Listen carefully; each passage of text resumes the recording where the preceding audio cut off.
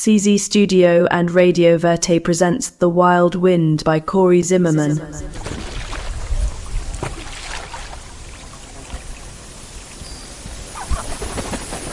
Chapter 4.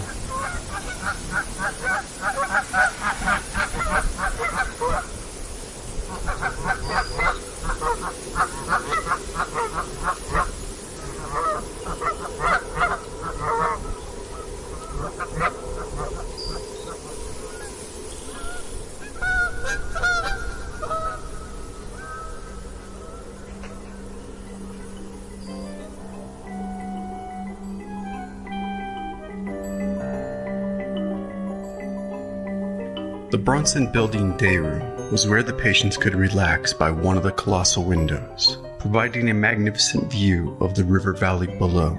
They could listen to the phonograph, or read a book from the library, or eat its pages, play the piano, pound the keys, or if one chose, play chess, checkers, chew on the checkers, or an everlasting staring contest with the wall. The day room was full of a spectrum of characters, such as Jesse, a young man in a wheeled chair, who would grow frustrated watching the flies bump into the window, trying to escape the invisible wall preventing them from moving toward sunlight. The flies would grow somewhat disoriented as their confused visual signals miscalculated what they were seeing. The glass's smooth surface allowed the flies to hold on using the hairs on their sticky pads. However, as the glass prevents them from succeeding in escape, a sustained effort over time had finished off any reserved body fat, leaving them to lie dying of exhaustion.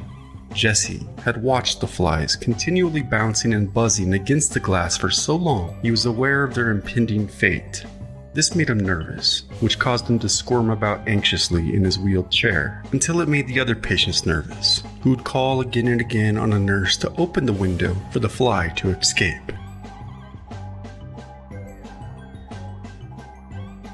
Another character, Big Ben, was a giant of a man, trapped inside a child's mind, or vice versa perhaps, a child trapped within a giant of a man. Despite his girth, Big Ben was a gentle soul, only one thing on his mind, and that was pie. He spent most of his days waiting for the pie to be served after dinner, and on one Thanksgiving, Ben dragged 6 male attendants across the dining room floor upon his belly, with nothing but the tips of his fingers, trying to gain access to the table of pies. He succeeded. There was Mabel, who suffered from the rare phobia of her own heartbeat, and frankly, that of her own existence. Her anxiety and clenched jaw had caused most of her molars to shatter. She spoke all of her thoughts aloud, pacing back and forth, muttering, my heart, it's going to stop. Someone please help me, my heart." Sir William, as he preferred to be called, was a young man in his early 30s, who spoke with a feigned British accent, and elected himself the caretaker of the grandfather clock, always making sure to keep it wound daily. In fact, he rarely left its side. Sir William would count the ticks and talks second after second, minute after minute, hour after hour, from sunrise until sunset, until he noticed its pace slowing even the slightest, a 32nd of a second. He then used the key he kept on the string around his neck to give the old clock a good old crank, counting the seconds to ensure the time was just right. And when asked why he did this, he would say, "I got somewhere to be." Franklin, a simple old man, it was supposed on average, managed but one thought a minute. More often than not, that word was shouted aloud, and it was simply cow, cow, cow, cow. Minute after minute, throughout the day, cow, cow, cow, cow, cow, cow, cow, kill. Surprisingly perturbed no one, as it echoed throughout the day room, as he never attempted to kill anyone, nor could Franklin move an inch without assistance. Most assumed he had a previous life in a slaughterhouse. If one could hear the day room orchestra, it would have sounded something like this. 1, 2, 3, cow, oh my heart. 4, 5, 6, cow, oh my heart. 7, 8, 9, cow, oh my heart. 9, 10, 11, cow, somebody please help me, I got somewhere to be. 12, 13, kill, and so on. While an actual conversation may have sounded more like this, so nicely was it done that not a drop of blood was spilled. I only laid them to sleep. Snakes, snakes, snakes, snakes. I don't know. I stuffed cotton in my ears not to hear them. My child is dead. My child is dead. I was elected by a majority of 64,000 votes, I tell you. My ears never stop ringing. They never stop ringing. I am a man, just like any other man. But well, you know I don't know how to explain it. But I suppose the gospel says so anyhow. I set a house on fire. That's the third house I've burnt. They didn't want to give me something to eat. I went off hungry and sat down and saw it burn. Somebody upstairs wants to kill me. Don't say anything to anyone. The day room was a noisy place, mostly when Slim was around.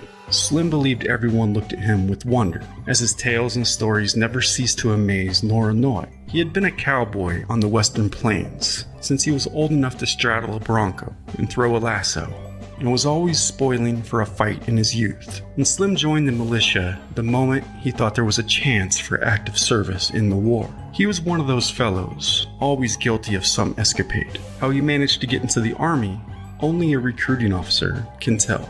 Slim would talk to anyone who would listen, and if there were no one around to listen, he would go on preaching as though he was preaching upon the hatch of a ship en route to war, with a crowd of eager young admirers surrounding him. Dr. Zola recorded one of Slim's sermons, and it sat in his case notes. "Shut up, you rookies. Don't you know an enlisted man got no right to laugh? You fellas are coming over here to get killed, I say, and my business is to haul your asses off the field and see your bodies properly thrown in a trench. Oh, I'll see your graves kept green. It's an easy job, seeing the grass sprouts almost before the earth done smooths over your grave. It's much pleasanter to be the burial corpse than to be the buried corpse." I told them, rookies, I tell you it's a ticklish business. Driven over a rice field after a fight and not run over the fellas lying in the grass who is still alive. I know how it is myself, being more in danger of being trampled to death by them mules than from the bullet that tore away half my face. Most of us that got hit got it right there in the noggin. It was afternoon, March, I recall. A little Filipino boy came crawling up from the river and told us there were damn near 100 Americans killed when suddenly the lights went out. You don't know when you're hit. Next thing I remember was waking up with a headache. When I put my hand to my head, I found only part of me was there. And the little boy, he said, "The soldiers all gone off." I looked around and couldn't see one of my comrades, and I knew they'd charged the line as they intended to before dark. Hell, the doctors wanted to cut out my tongue, but decided on the left eyeball instead. They said my jaw was sprung, so it would be impossible for me to subside on army ration. And they said my missing eye would prevent me ever again being a good marksman. But many a time I've thrown my hat in the air while in full gallop on the plains, and put all 6 of my Colt's bullets through it before it hit the ground, so hell, what do they know? You don't aim to do that. You just bring your gun in line with the jerk and pull the trigger. Now imagine the day room with Slim in your left ear and Raymond in your right. Raymond had been catatonic for over 30 years, decades before arriving at the hilltop. Raymond had no relatives and no visitors. Raymond usually sat in a chair, smoking a cigarette the nurses would place in his lips. But one random day, Raymond decided to stand up and talk. And just like that, every day thereafter, he chain-smoked his cigarettes in one drag as he rambled and rambled and rambled, leaving everyone yearning for the old catatonic who sat silent by the window. None of you jerks have a brain, but here y'all think I'm the stupid one because I want to sit here by the window where I can seize the trees, hear the birds. I like the birds, but you fool creatures fail to understand that. I want peace. I just want peace and quiet, but no. Everyone is always talking about nothing. Absolutely nothing of any substance at all. Shut up about the damn war. It's over. Get over it. Talk about something intriguing, entertaining, anything that doesn't make me want to saw off my own head. You could talk about the weather for all I give a damn. Or better yet, the birds. I can't even hear the birds singing over that damn yapping. We could all sit in silence and look at the trees. Now, is that not a glorious idea? Hell, let's name off every damn tree in the great state of Illinois, shall we? Silver maple, sugar maple, Ohio buckeye, horse chestnut, red buckeye, tree of heaven, Persian silk tree, devil's walking stick, river birch, paper birch, trumpet creeper, musclewood, bitternut hickory, pignet hickory, sweet hickory, shagbark hickory, American chestnut, redbud, dogwood, stiff dogwood, hazelnut, cockspur, hathorn, Washington hathorn, eastern leatherwood, autumn olive. Yeah, and we got the eastern wahoo, American beech, white ash, black ash, and the green ash, and the red ash, and the blue ash, honey locust, Tucky coffee tree, Carolina silver ball, eastern red cedar, golden rain tree, sweet gum, the old wild crab tree, the prairie crab tree, cork tree, even the nine bark tree, and the jack pine, and the red pine, and the wine pine, and the white pine, sycamores, white poplar, cottonwood, big tooth aspens, wild plum, peach, the wild black cherry, the choke cherry, the wafer ash, blackjack oak, got the dwarf oak, goat willow, pussy willow, blabbernut, northern white cedar, and the eastern hemlock, southern arrowwood, prickly ash, slippery elm, and the almighty American elm. And then there was Rose. Rose never said a word. Her body had long atrophied and doubled up, so she resembled more of a toad than a human being. She loved hopping around on her hands, however, chewing and spitting tobacco everywhere, which made at times a horrible mess to slip around in. So Rose spent most of her time sitting next to a spittoon on a mattress on the floor, having stripped off her gown in the warm rays of the sun. By the time Rose arrived at the hilltop, she had lived in the poorhouse for some 40 years. The first few, she lived in a basket lined with straw. And then after too many violent outbursts, she was confined to a locked crib where she was cared for solely by other patients. Obsessed that Old Scratch was watching her, with her fingernails, she had scratched out her own eyes, and with her fists, beat her own face until her front teeth were missing. Rose had become a cursed and hideous object, hidden away in a dark and damp corner, with no ability to speak. Rose was quiet, and from what I gathered from her file, most likely didn't want to go to the dance at the pavilion that night, but her sisters had insisted. You see, Rose was a shy girl, but her mother held on to hope that she might meet a boy from a family who owned some land. So together, the family enticed her to attend the village social. Unfortunately for Rose, a combination of her odd disposition and her grandmother's penchant for witchcraft undoubtedly provided Rose an unfavorable reputation amongst the community, let alone any suitors. So her chances of meeting one were slim, but Rose was beautiful back then, a 17-year-old girl, though a bit awkward, very easy on the eyes. Easy enough at least, for the boy who asked her to dance. Rose's sisters dropped their jaws as he whirled her around the stage in delight, and soon he pulled her by the hand off into the night, where he must have told Rose he adored her beautiful smile, anything to get a kiss of her sweet, succulent lips. Rose must have been surprised when he pulled his warm lips away to ask, "Is your soul as cold as they say?" Yet before she could answer, he laid her down in the straw of the old barn out back his house. He tore off his shirt, and she ran her fingers down his chest, then exposing her breast, of which he devoured like a hungry dog, just as his maw noticed a lantern aglow in the barn.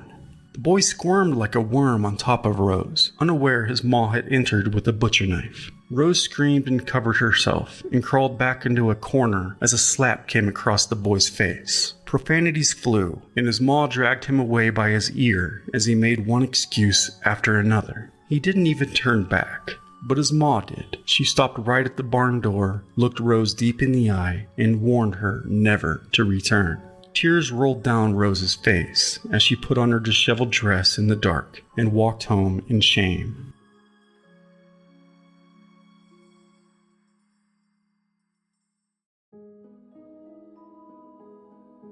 But something came over Rose, and the two continued to meet in secrecy until the day the boy asked for Rose's hand in marriage. A few days later, there was a knock on her door. "So you intend to marry my boy?" asked his mama, as Rose's sister spied from inside. Rose stood speechless. In a deep, dark, horrible tone, his maw threatened to curse Rose if she ever came near her boy again. The threat sank so deep into Rose's heart as she feared both the hoodoo and losing her husband-to-be. "I love him," Rose said.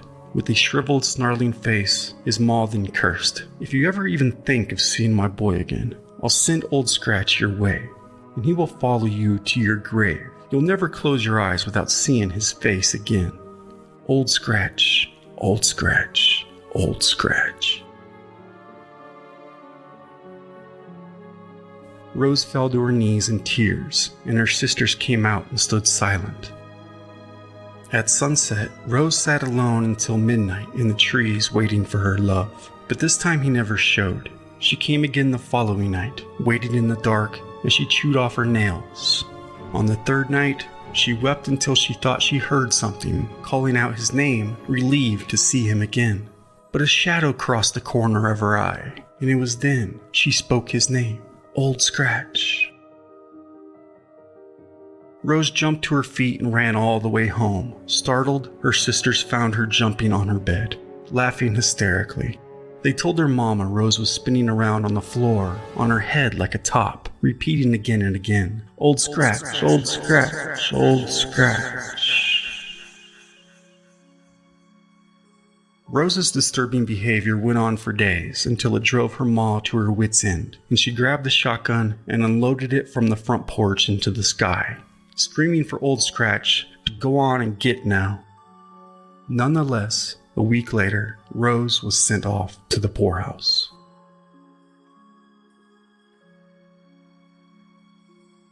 The interior of the poorhouse was as crisp as the air outside when Dr. Zola arrived. His breath was visible, although he quickly covered his face with his hands due to the awful stench permeating the air. A hall ran down each side of the building, the middle cells resembling a prison. Each was no larger than 4 by 6 feet, the doors made of a rough, hardwood plank, with a small bored hole in the center, which was the only source of light and air for those trapped inside. The beds were on the floor, with nothing to separate the inmates from where they sat except for a piece of plank set up edgewise. The whole construction a stigma of humanity. There were 30 sleeping rooms, initially intended for 1 each, but were crowded with up to 5 inmates per damp, airtight cell. Others as many as 7. Each in the greatest state of helplessness and dependence, many in a state of complete nudity, men, women, children, all living together in beds of straw, upon a damp, dirty floor, into which external light could find no entrance. Shocked by what he saw, Dr. Zella noted, "He shall remember as long as he should live, those 120 doomed to that living tomb. Listless, idle, and useless, blue with cold, and utterly filthy in person. They lived in rows of which vermin scurried between, wretchedness in an atmosphere whose odor exceeds offensiveness, beyond which the imagination can conceive."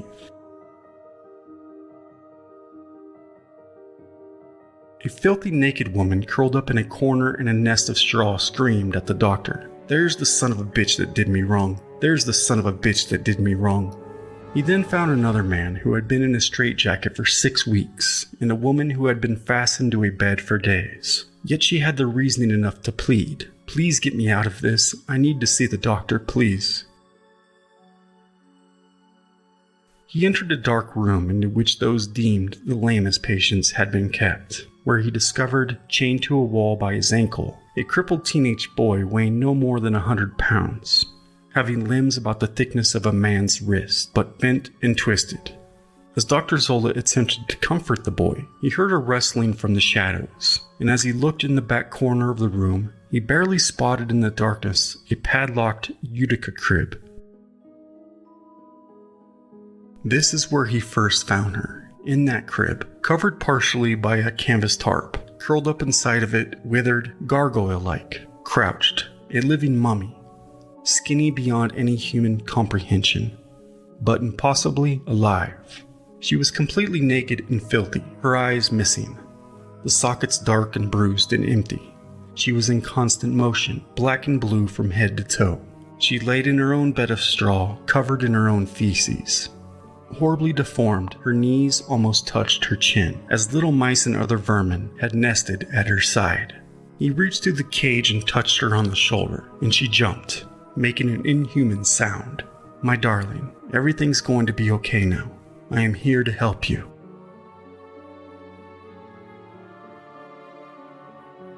It was just before 1 in the morning when the train from Davis County finally arrived at the asylum depot, the engine's headlight piercing the dark night as it approached, blinding the nurses with tired eyes, who awaited on the platform.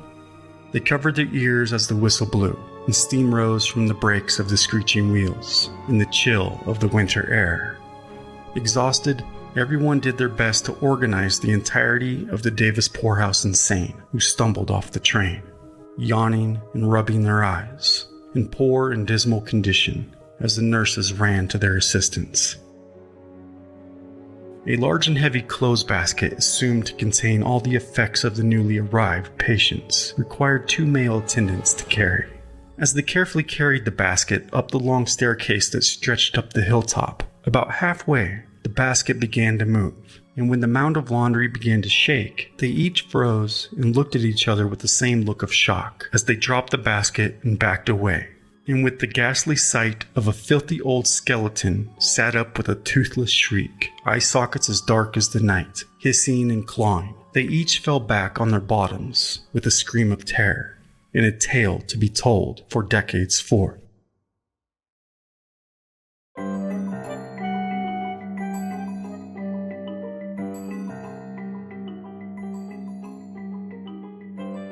The next morning, Rose awoke in a clean bed with white sheets near a sunlit window. From that very first day, Rose was very ornery. Still, each nurse cared to her every need with compassion and with admiration for such a resilient soul as hers. And upon her new bed, she sat like a strange species, grabbing and putting what she could into her mouth. Dr. Zola, however, was the only one who could calm Rose when she grew frustrated, as she responded amazingly to his voice and touch. And as each day passed, Rose looked remarkably better and warmed up to the others. She was eventually allowed to roam free, and she did, usually in search of her one true love, chewing tobacco. And in time, Rose would become the most pleasant patient in the chaos of the day room.